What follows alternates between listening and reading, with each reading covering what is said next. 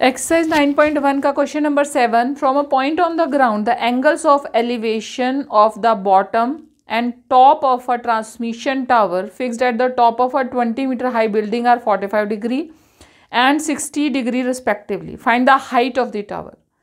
एक पॉइंट से, ग्राउंड से बॉटम और टॉप ट्रांसमिशन टावर के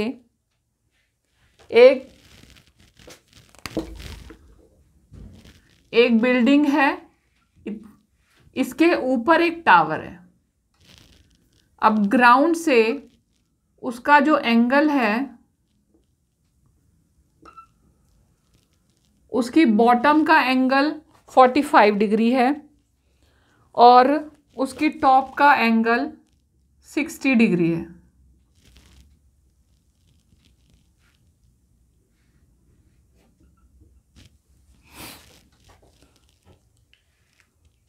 बिल्डिंग की हाइट है हमारे पास 20 मीटर। टावर की हाइट हमें फाइंड आउट करनी है। इसे हम h मान लेते हैं और पहले हम इसे नाम दे लेते हैं A, B, C and D। सबको हमने नेमिंग कर दी। अब हमें क्या फाइंड आउट करना है? हमें फाइंड आउट करना है टावर की हाइट। बिल्डिंग की हाइट हमें 20 मीटर गिवन है। तो क्योंकि हमें दो चीज़ों की ज़रूरत पड़ेगी, या तो परपेंडिकुलर और हाइपोटेन्यूस या परपेंडिकुलर और बेस। तो हमें ये देखना है कि कौन सी चीज़ें हमारे लिए कन्वीनियंट होंगी। अगर हम दो ट्राइंगल्स को यूज़ करके, अलग अलग रेशियो यूज़ करके, या सेम रेशियो भी यूज़ करके दोनों ट्राइंगल से हम h की वैल्यू फाइंड आउट करना चाहते हैं, तो हमें कोई कॉमन रेशियो ही लेनी पड़ेगी जिसमें कि दोनों जो वैल्यू हैं वो आराम से कैंसिल हो जाएं। अगर हम हाइपोटेन्यूस लेते हैं, जैसे हमारे पास परपेंडिकुलर है, तो इसमें परपेंडिकुलर की हाइट इस ट्राइंगल के लिए अलग है, इसके लिए अलग है।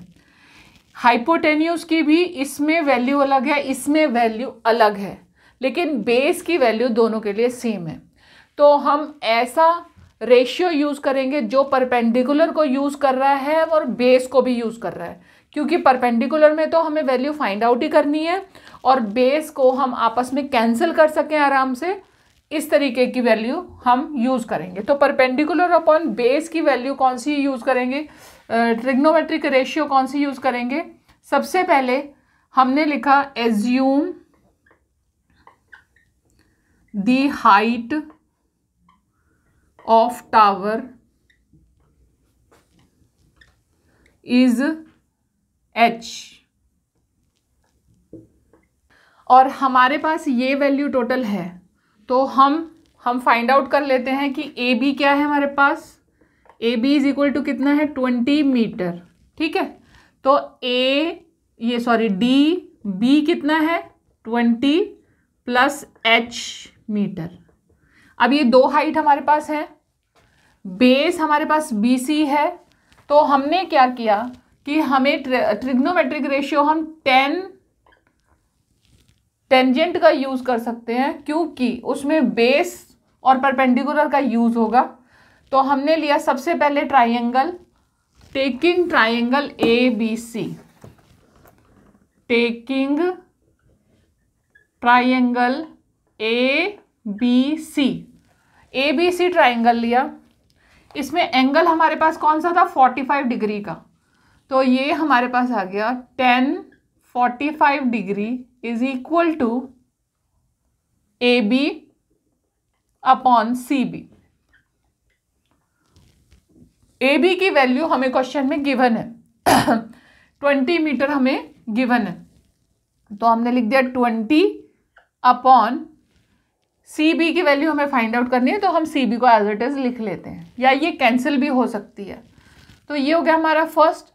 अब 10 45 डिग्री की वैल्यू पाम ट्रिक से कैसे करेंगे कि हमने लिखा 45 के लिए ये फिंगर होती है हमारी, साइन अपॉन कॉस होता है, साइन के लिए 1 2 और कॉस के लिए भी 1 2, तो 2/2 कितना हो गया हमारे पास? 1।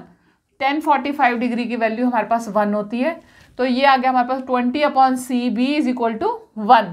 अब अगर हम चाहें तो हम सीधा इससे एक वैल्यू फाइंड आउट कर लेते हैं। ये आ गया हमारे पास CB is equal to 20 metre. ठीक है, ये वैल्यू हमारे पास आ गई क्योंकि हमने इसमें क्या किया, इसको हमने इधर शिफ्ट कर दिया, तो CB is equal to 20 metre इससे हमें मिल गया। हम इसे इक्वेशन नंबर 1 कह सकते हैं। अब हमने लिया second triangle, taking triangle DBC, triangle DBC ले लिया और उसमें भी हमने टेंजेंट का ही यूज किया। Tangent of 60 degree is equal to DB upon CB। DB is equal to whole upon CB। अब DB की वैल्यू क्या है हमारे पास, हमने पहले अज्यूम कर लिया 20 प्लस H। ठीक है, होल अपॉन CB की वैल्यू कितनी है, हमने यहां से निकाली, ये हो गई इक्वेशन नंबर 1 से ले ली हमने 20। तो ये यहां पर हम लिख सकते हैं यूजिंग इक्वेशन 1। ठीक है, इक्वेशन नंबर 1 यूज कर ली। अब 1060 की वैल्यू क्या होगी हमारे पास, 1060 की वैल्यू होगी, पाम ट्रिक से फिर से देखा, साइन 60 यानी 60 ये, साइन यानी 1 2 3, ये क्या हो गया हमारे पास में √3 और कॉस के लिए क्या है 1, तो ये हो गया √3 upon 1 is equal to 20 plus H upon 20। आप इसे क्रॉस मल्टीप्लाई कर लो, क्रॉस मल्टीप्लाई करने पर आपको क्या आंसर मिलेगा, is equal to, it implies कर लिया। ठीक है, तो ये आ गया आपके पास 20 plus H is equal to 20 √3। इसको हमने, ठीक है, 20 प्लस H इक्वल 20 √3 हो गया। अब H की वैल्यू क्योंकि हमें फाइंड आउट करनी है तो सारे कांस्टेंट हमने इधर शिफ्ट कर दिए। ये आ गया H is equal to 20 √3 minus 20। इसमें से हम 20 को कॉमन ले सकते हैं, हमने 20 कॉमन ले लिया, ये हो गया √3 माइनस 1। तो आंसर आपके पास में आ गया 20 √3, 20 इंटू में ब्रैकेट √3 माइनस 1, आपका आंसर आ गया क्वेश्चन नंबर 7 का। अब question number 8 of exercise 9.1, a statue 1.6 metre tall stands on top of a pedestal. From a point on the ground, the angle of elevation of the top of the statue is 60 degree. And from the same point, the angle of elevation to the top of the pedestal is 45 degree. Find the height of the pedestal.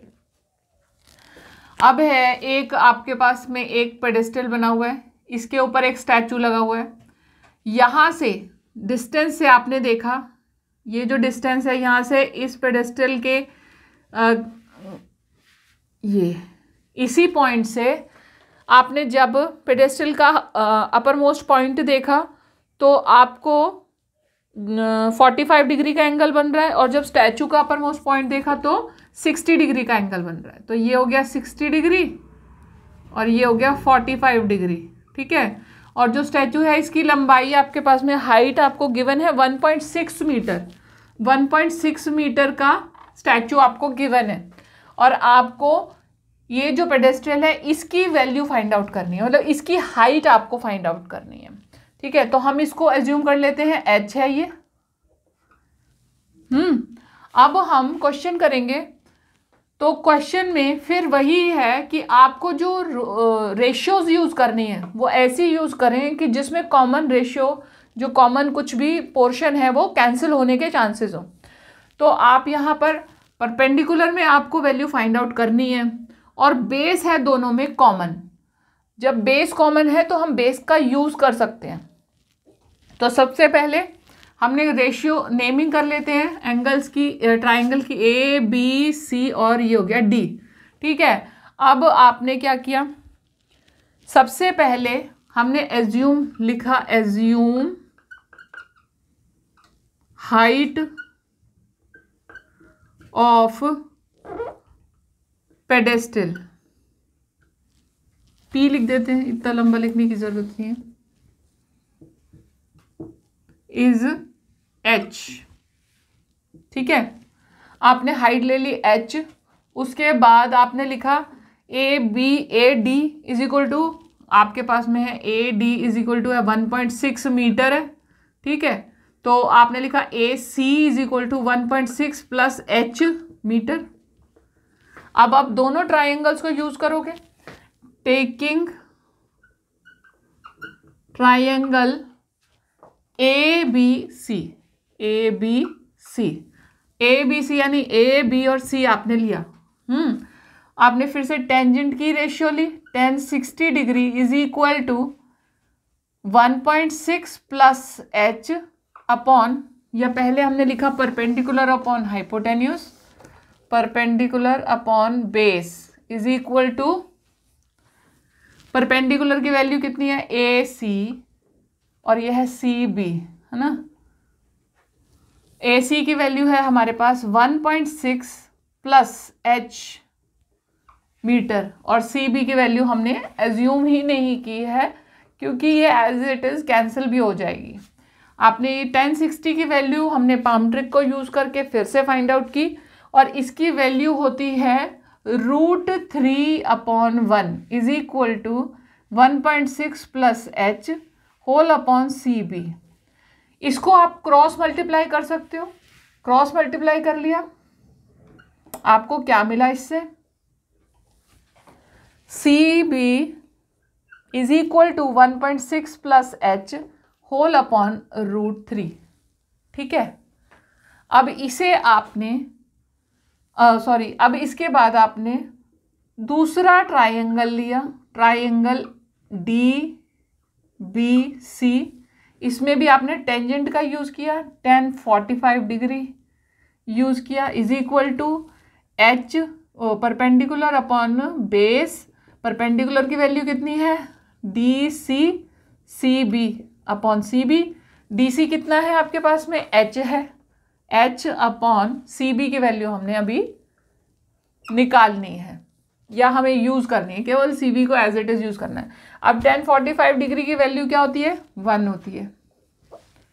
अब 1 जो इससे आपको क्या पता चला, इस equation से C B is equal to H हो जाएगा, H upon C B is equal to 1 है, तो आपको क्या मिला C B is equal to H आ गया आपके पास में।